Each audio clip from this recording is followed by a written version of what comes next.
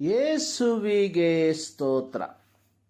ಇಂದು 20 December 2025. ಎಲ್ಲರಿಗೂ ಶುಭ ಮುಂಜಾನೆ.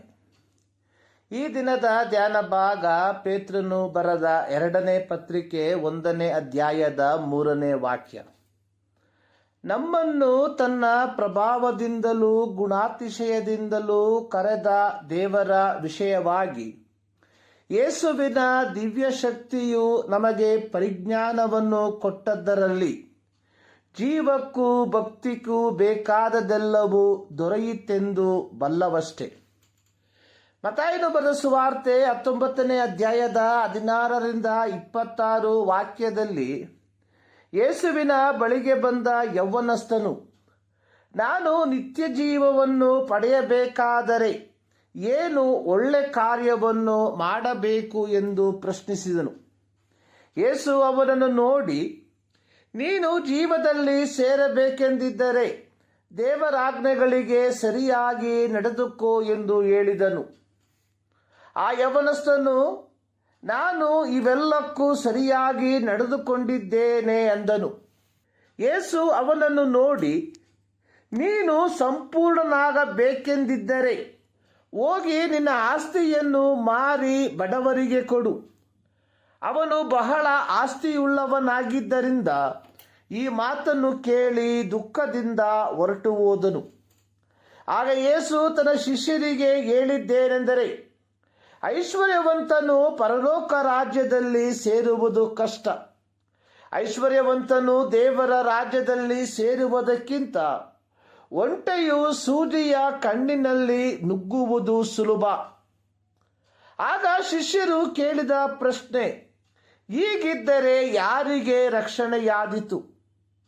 ಅದಕ್ಕೆ ಯೇಸು, ಇದು ಮನುಷ್ಯರಿಗೆ ಅಸಾಧ್ಯ, ದೇವರಿಗೆ ಎಲ್ಲವೂ ಸಾಧ್ಯ. ಯೇಸುವಿನ ಶಿಲುಬೆಯ ಮರಣದ, ಪುನರುತ್ಥಾನದ, ಸ್ವರ್ಗಾರೋಹಣದ ನಂತರ ಪೇತ್ರನು ಯಹೂದ ಅಧಿಕಾರಿಗಳನ್ನು, ಹಿರಿಯರನ್ನು, ಶಾಸ್ತ್ರಿಗಳನ್ನು, ಅಂದಿನ ಮಹಾಯಾಜಕನಾಗಿದ್ದ ಅನ್ನನನ್ನು, ಇತರೆ ಜನರನ್ನು ಉದ್ದೇಶಿಸಿ ಹೇಳಿದ್ದೇನೆಂದರೆ, ಬರಬೇಕಾದ ರಕ್ಷಣೆಯು ಇನ್ನಾರಲ್ಲಿಯೂ ಸಿಕ್ಕುವುದಿಲ್ಲ. ಆ ಹೆಸರಿನಿಂದಲೇ ಹೊರತು ಆಕಾಶದ ಕೆಳಗೆ ಮನುಷ್ಯರೊಳಗೆ ಕೊಡಲ್ಪಟ್ಟಿರುವ ಬೇರೆ ಯಾವ ಹೆಸರಿನಿಂದಲೂ ನಮಗೆ ರಕ್ಷಣೆಯಾಗುವುದಿಲ್ಲ. ಅಪೊಸ್ತಲರ ಕೃತ್ಯ 4ನೇ ಅಧ್ಯಾಯದ 12ನೇ ವಾಕ್ಯ. ಪೇತ್ರನು ಪೀಡನೆಗಳ ಮೂಲಕ ಹಾದು ಹೋಗುತ್ತಿರುವ ದೇವಜನರಿಗೆ ಪ್ರಬೋಧಿಸುವಂಥದ್ದು, ನೀವು ಹೊಂದಿಕೊಂಡಿರುವ ಎಲ್ಲ ಆಧ್ಯಾತ್ಮಿಕತೆಯು ನಿಮ್ಮ ಸ್ವಂತ ಪ್ರಯತ್ನದಿಂದ ಲಭಿಸಿದಂಥದ್ದಲ್ಲ, ಬದಲಾಗಿ ದೇವರಿಂದ ಬಂದಿರುವಂಥದ್ದಾಗಿದೆ.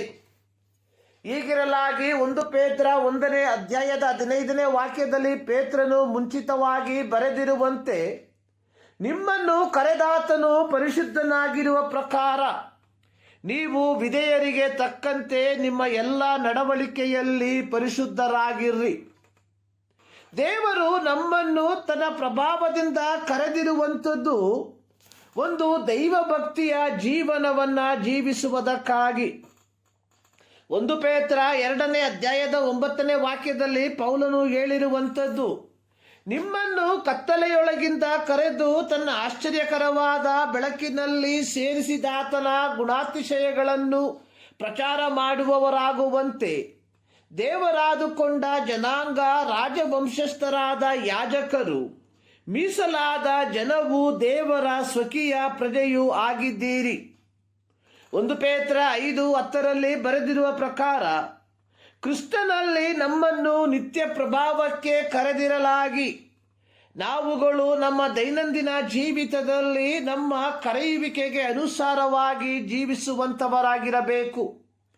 ಪ್ರಿಯರೇ, ನಮ್ಮ ಕರೆಯುವಿಕೆಯ ಉದ್ದೇಶ ಡಿಸೆಂಬರ್ ತಿಂಗಳಿನಲ್ಲಿ ಯೇಸು ಕ್ರಿಸ್ತನ ಜನನವನ್ನು ವಿಜೃಂಭಣೆಯಿಂದ ಆಚರಿಸುವುದಕ್ಕೋ, ಮಾರ್ಚ್ ಏಪ್ರಿಲ್ ತಿಂಗಳಿನಲ್ಲಿ ಯೇಸು ಕ್ರಿಸ್ತನ ಶ್ರಮ, ಮರಣ, ಪುನರುತ್ಥಾನವನ್ನು ಆಚರಿಸುವುದಕ್ಕೋ ಅಲ್ಲ.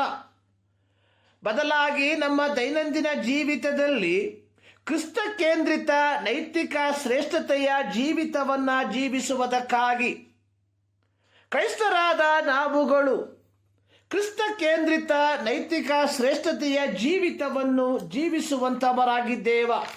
ಈ ಮುಂಜಾನೆಯಲ್ಲಿ ಸರ್ವಶಕ್ತನಾದ ದೇವರು ಈ ಅಧ್ಯಯನದ ಮೂಲಕ ನಿಮ್ಮನ್ನು ಆಶೀರ್ವದಿಸಲಿ.